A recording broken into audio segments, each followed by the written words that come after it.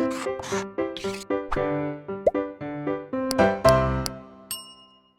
बच्चों, blueprint digital में आपका स्वागत है। मैं मोनिका, आपकी मैथ्स ट्यूटर।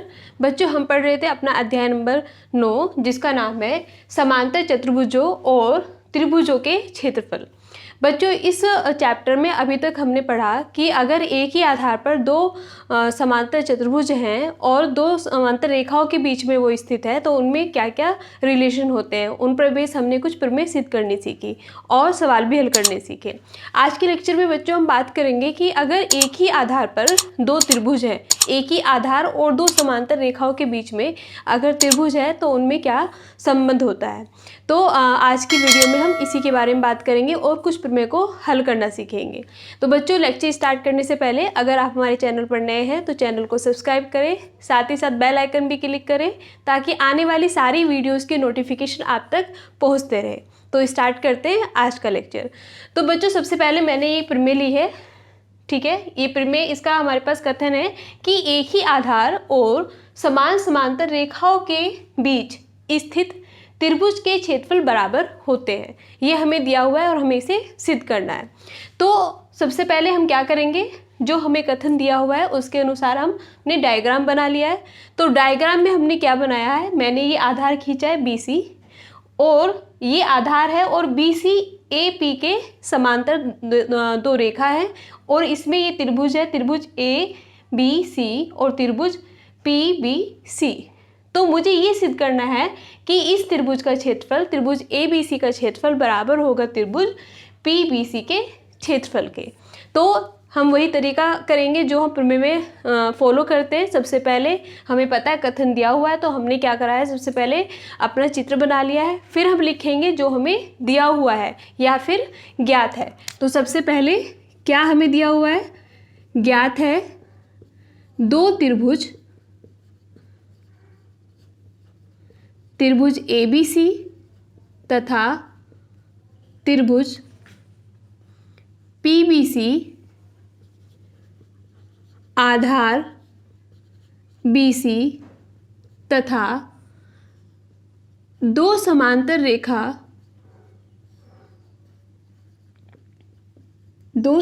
रेखाओं BC व AB के बीच स्थित है। ये हमें इसमें दिया हुआ है।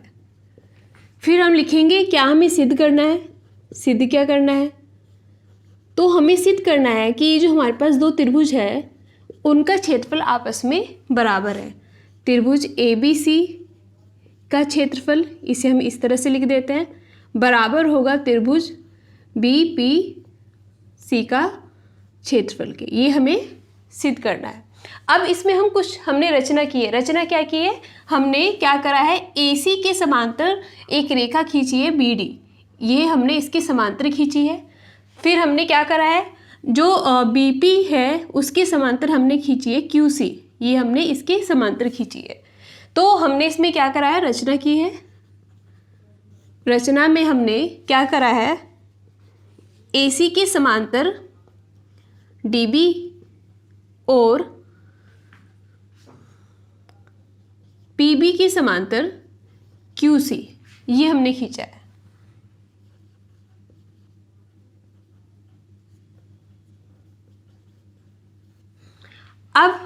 अब हम देखते हैं कि उत्पत्ति, इसे कैसे हम सिद्ध करेंगे। तो देखो, उत्पत्ति में बच्चों हम क्या करेंगे, इसमें जो हमें ये आधार और ये हमारे पास दो समांतर रेखाएं हैं, हमने ये रचना करी है। तो अगर हम ये हमारे पास त्रिभुज के अलावा इसमें दो समांतर चतुर्भुज भी अगर हमें सिद्ध कर दे मतलब क्या, ADBC, अगर ये हमारे पास इसको हम समांतर चतुर्भुज सिद्ध कर दे तो हमारे पास पहले से ही हमें पता है कि समांतर चतुर्भुज की प्रमेय जो हमने सिद्ध की है उसके कौन कौन से गुण हैं।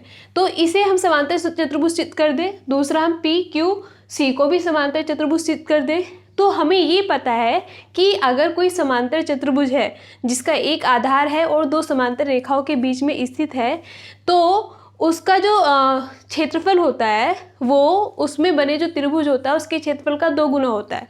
या फिर हम ये कह सकते हैं कि उसमें बना जो त्रिभुज होता है उसका क्षेत्रफल समांतर चतुर्भुज के क्षेत्रफल का आधा होता है। तो हम इसमें बस यही सिद्ध करेंगे जिससे हमारे जो हमें सिद्ध करना था वो आ जाएगा।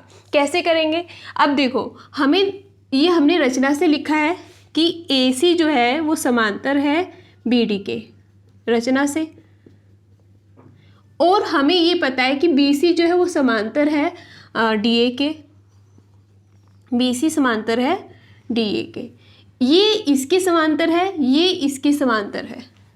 तो समांतर चतुर्भुज क्या होता है? समांतर चतुर्भुज ये होता है जिसकी आमने सामने की भुजाएं बराबर और समांतर होती है। तो इसीलिए हम क्या कह सकते हैं? इसीलिए हम कह सकते हैं कि DACB एक समांतर चतुर्भुज होगा।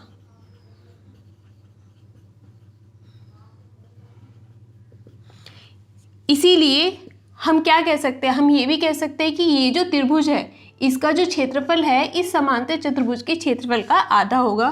त्रिभुज ABC का जो क्षेत्रफल है वो आधा होगा समांतर चतुर्भुज DACB के क्षेत्रफल के। इसे हम एक समीकरण मान लेते हैं। अब दूसरा हमारा क्या होता है? दूसरा हमने ये जो हमारे पास PB है ये समांतर है QC के। PB समांतर है QC के, किससे? रचना से। दूसरा PQ समांतर है BC के, दिया है हमें, ज्ञात है। तो इसमें भी ये इसके समांतर हो गई और ये इसके समांतर हो गई। तो ये क्या हो गया हमारा? इसीलिए हम क्या लिख सकते हैं? PQBCB एक समांतर चतुर्भुज होगा। ये क्या हो गया? एक समांतर चतुर्भुज होगा। और समांतर चतुर्भुज है तो हम इसमें क्या लिख सकते हैं? हम इसमें लिख सकते हैं कि त्रिभुज PBC का जो क्षेत्रफल होगा वो आधा होगा जो हमारा समांतर चतुर्भुज है उसके क्षेत्रफल के, PQCB के। इसे हम समीकरण 2 लिख देते हैं।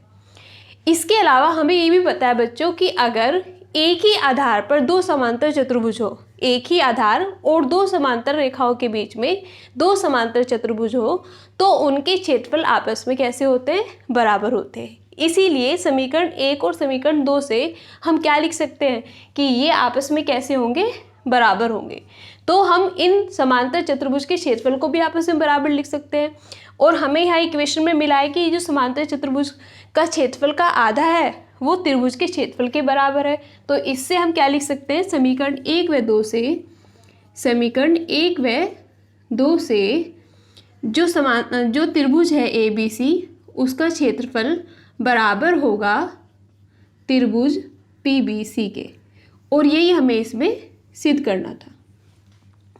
ठीक है बच्चों, एक बार और मैं इसको बताती हूँ। सबसे पहले हमने डायग्राम बनाया।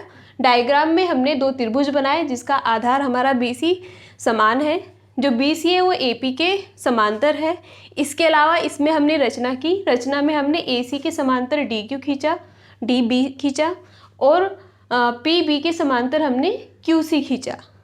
अब हमने क्या करा, क्योंकि समांतर रेखाएं हमें मिल रही है तो इससे हमें 2 समांतर चतुर्भुज मिले।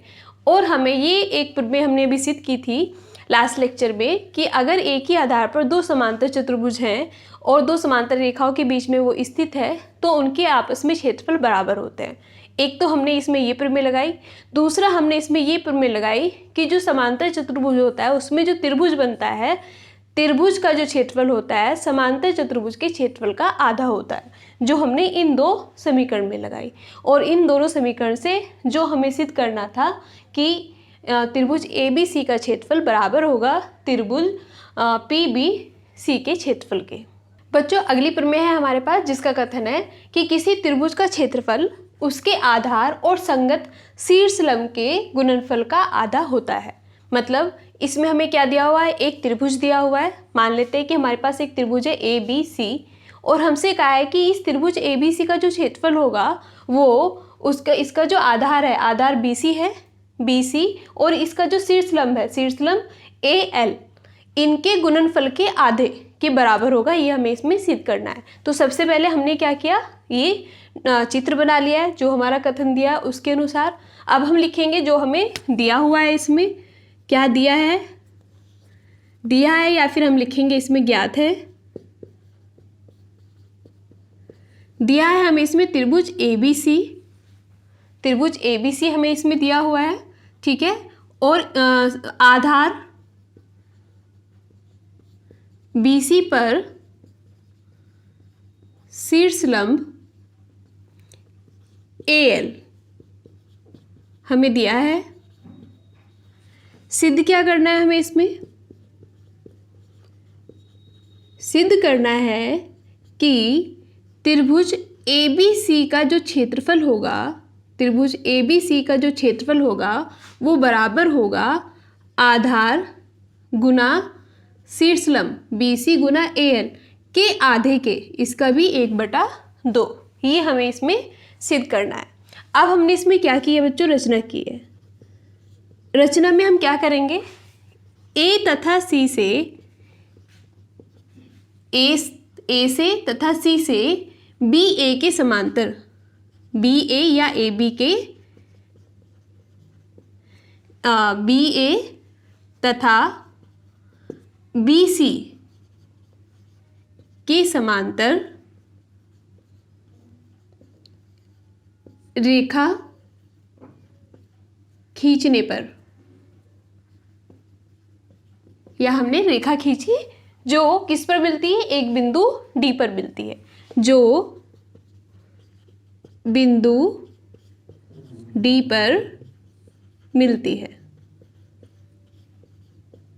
ठीक है बच्चों, हमने रचना में क्या किया, हमने रचना में किया कि बिंदु A तथा C से हमने AB के समांतर DC और BC के समांतर AD रेखा खींची।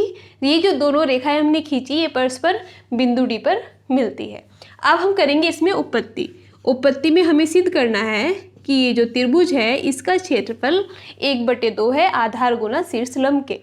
अब हमें क्या दिया हुआ है, हमने रचना से हमें पता चला है कि जो AB है, AB के समांतर है DC, AB के समांतर है DC और AD के समांतर है BC। इसे समीकरण 1 मान लेते हैं, इसे 2 मान लेते हैं।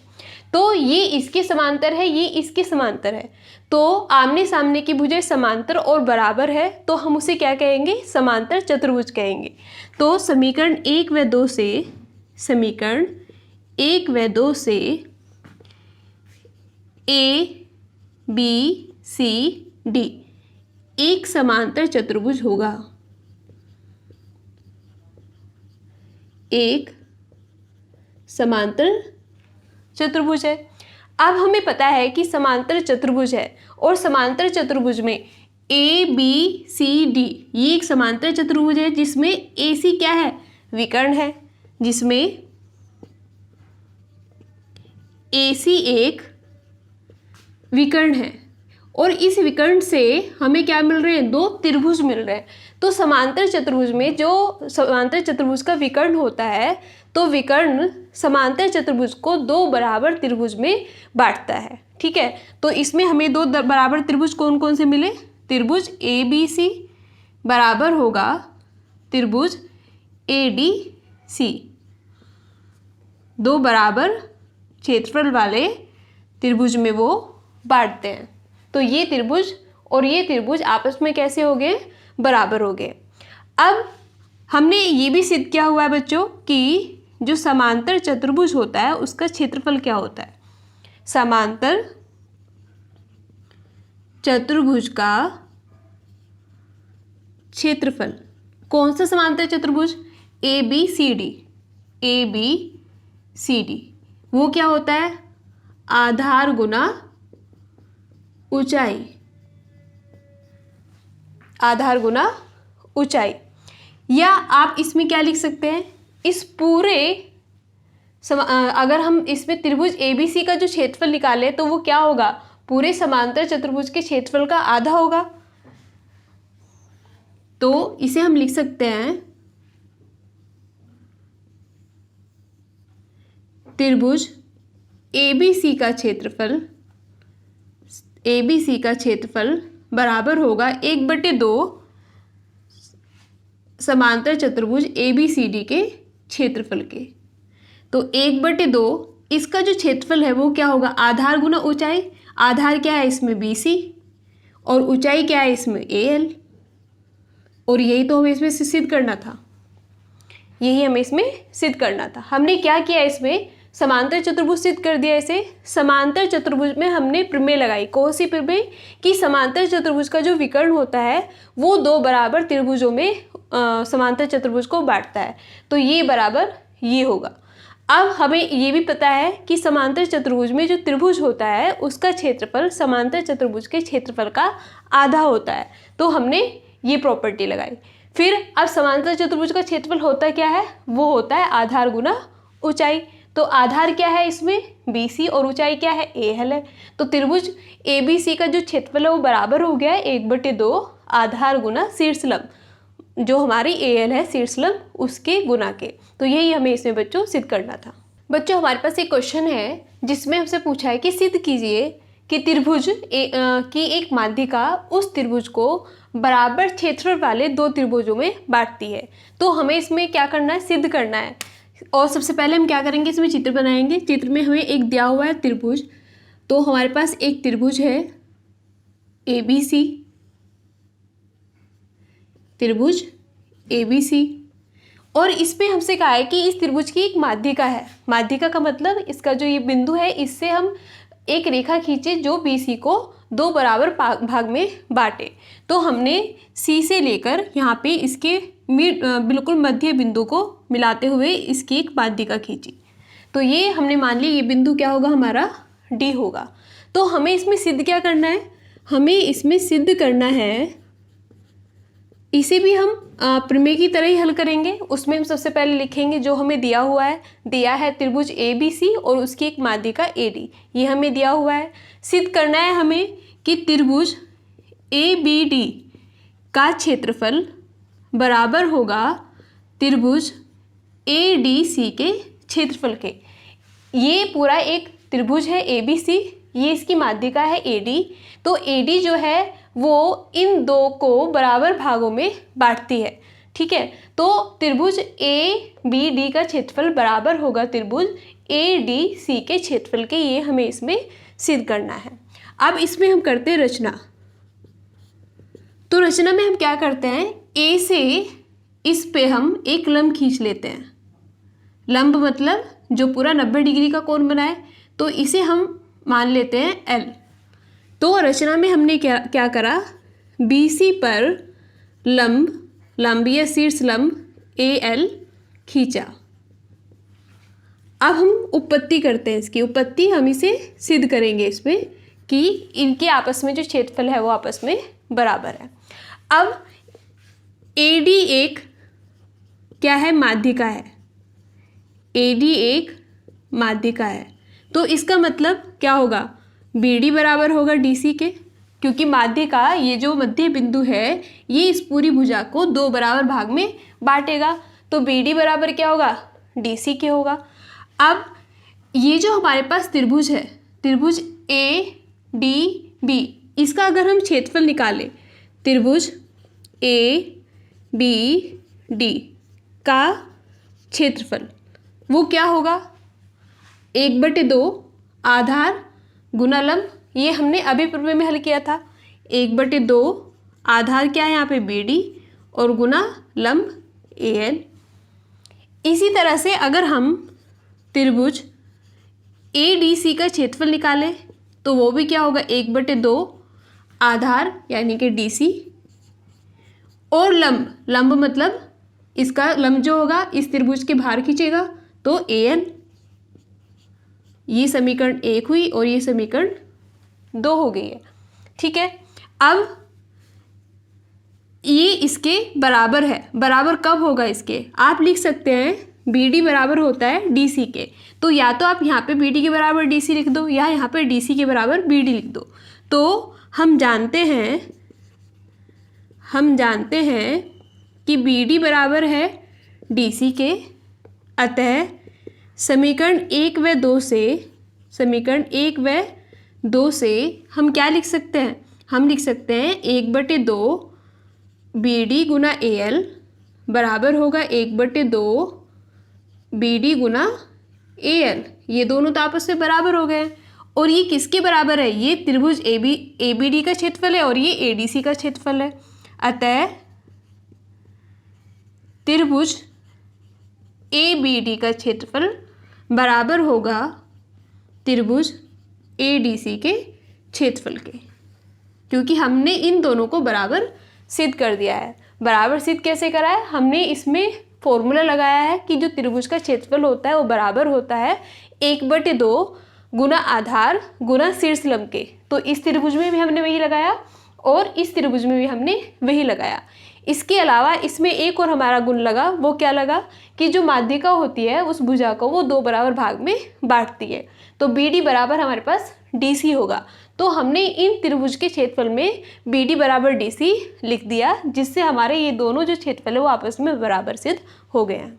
बच्चों, अगला क्वेश्चन है हमारे पास, सिद्ध कीजिए कि समलंब का क्षेत्रफल, उसकी ऊंचाई और समांतर भुजाओं के योगफल के गुणनफल का आधा होता है। तो सबसे पहले हमने क्या किया? एक समलंब चतुर्भुज बनाया।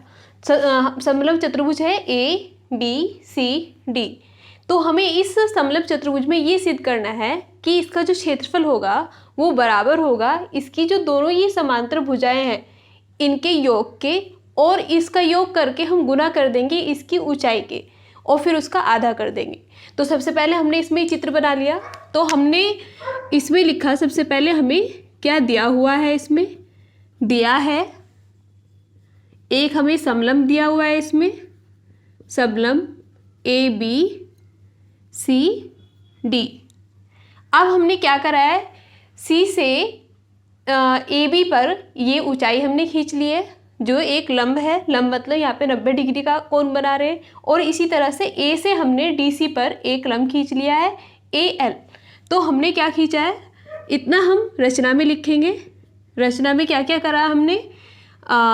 AB पर हमने एक लंब खींचा है, AB पर हमने लंब खींचा है CM, और DC पर हमने लंब खींचा है AL। इसके अलावा हमें क्या मान लिया हमने? जो AB है वो दिया हुआ है A और जो DC है वो दिया हुआ है B।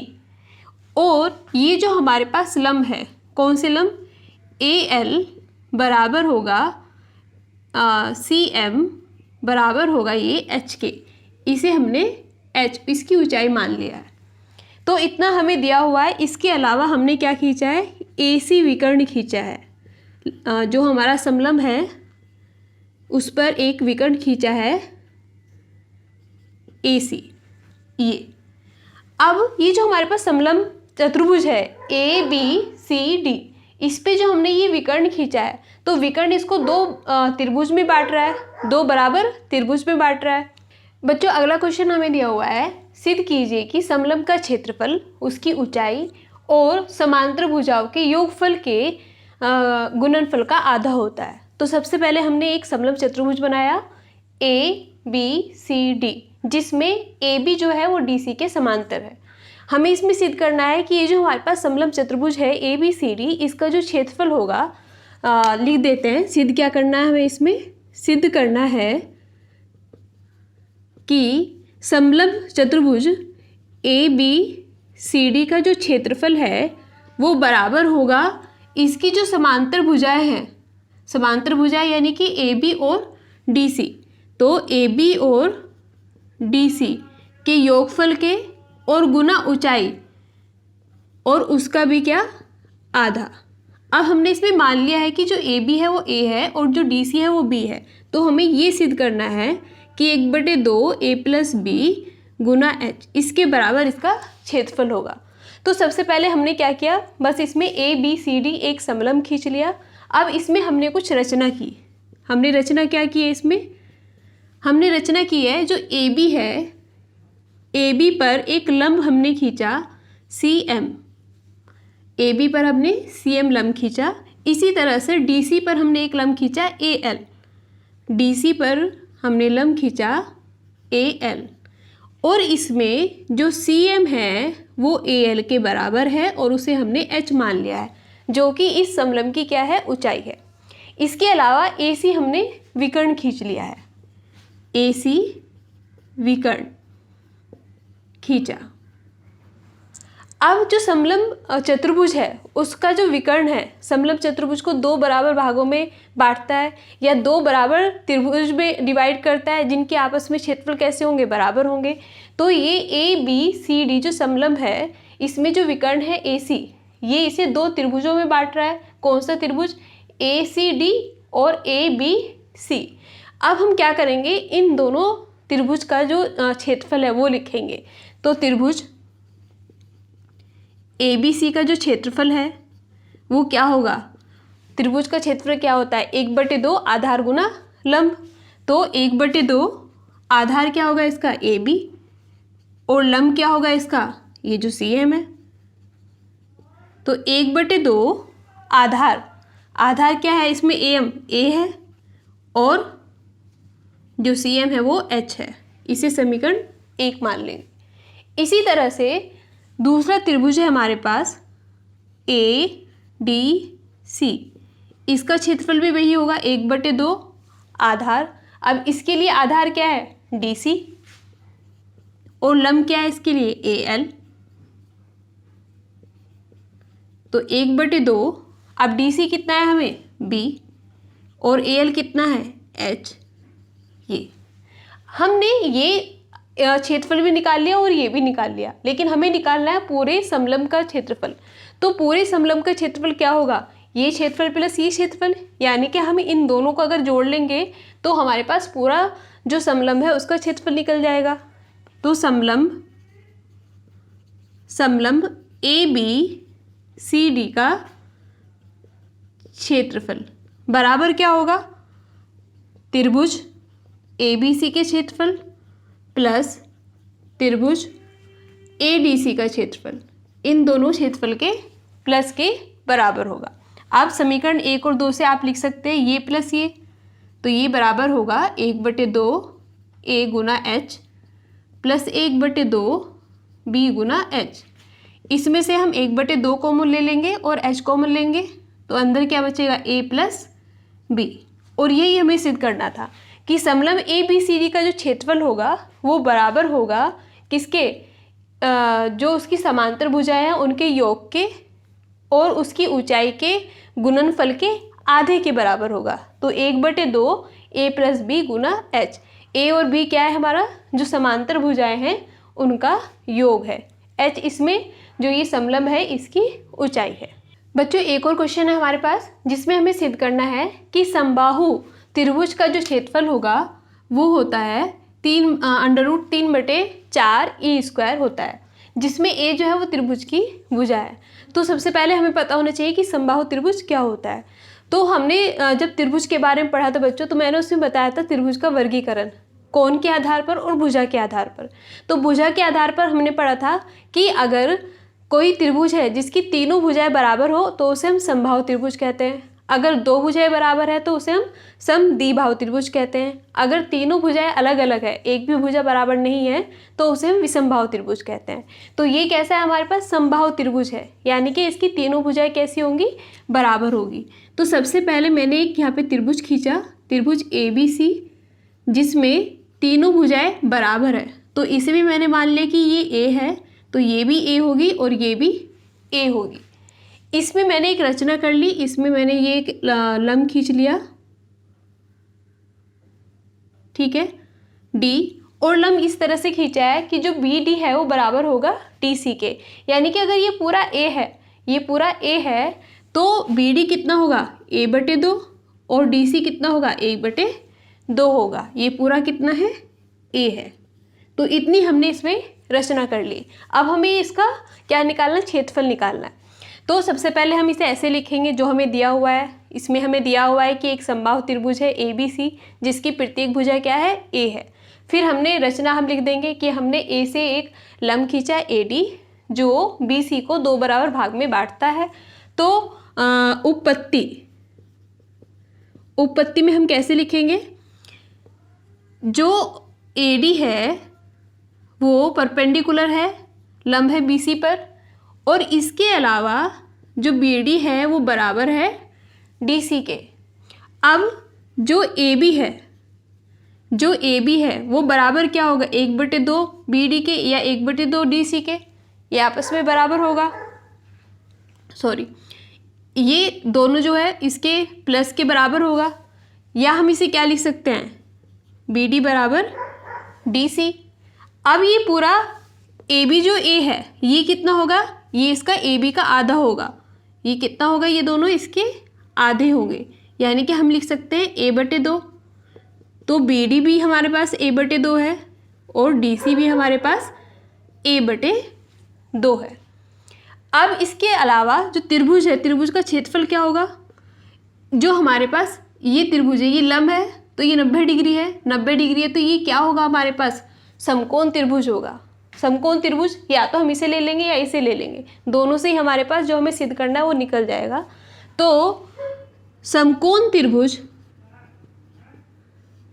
त्रिभुज ADB में पाइथागोरस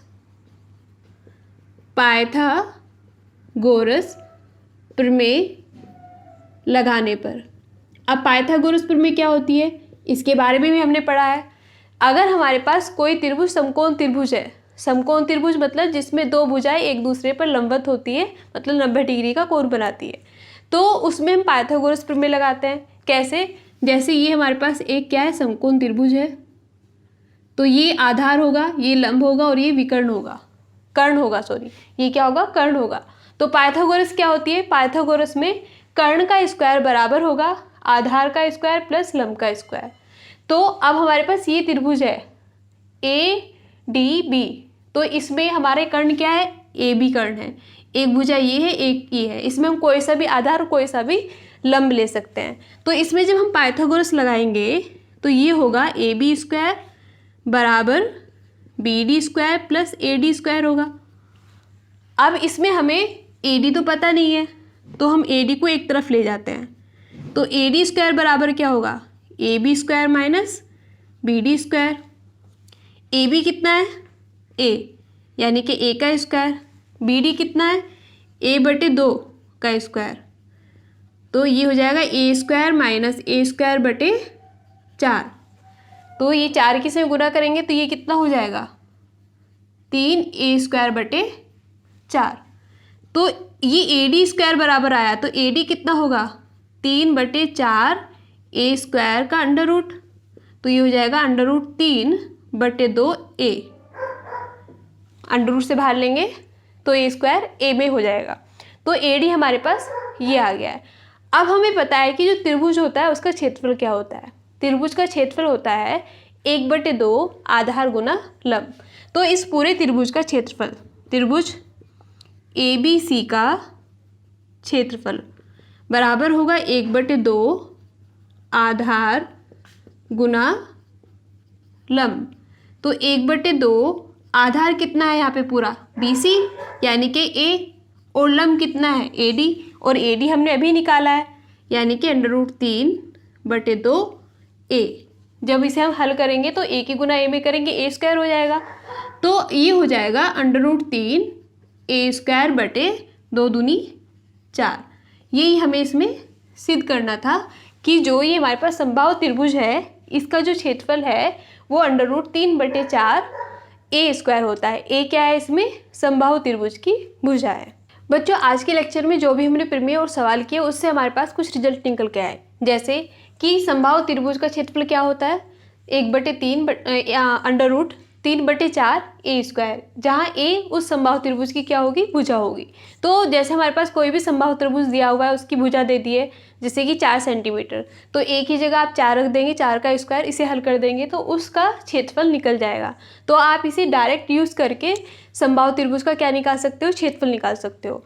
दूसरा हमने सीखा कि समलंब जो चतुर्भुज होता है उसका क्षेत्रफल का फॉर्मूला क्या होता है, तो 1/2 A + B गुना H, जहाँ A और B क्या है, जो उस समलंब की जो समांतर भुजाएं हैं उनकी लंबाई है और H उनके बीच की ऊंचाई है। तो इसमें भी हम डायरेक्ट वैल्यू रख के इस फॉर्मूले से समलंब चतुर्भुज का क्षेत्रफल निकाल सकते हैं। इसी तरह से त्रिभुज का क्षेत्रफल क्या होता है, 1/2 आधार गुना लंब। कोई भी त्रिभुज होगा 1/2 आधार की लंबाई होगी और जो लंब की लंबाई होगी उसे आपस में गुना करके उस त्रिभुज का हम क्षेत्रफल निकाल सकते हैं।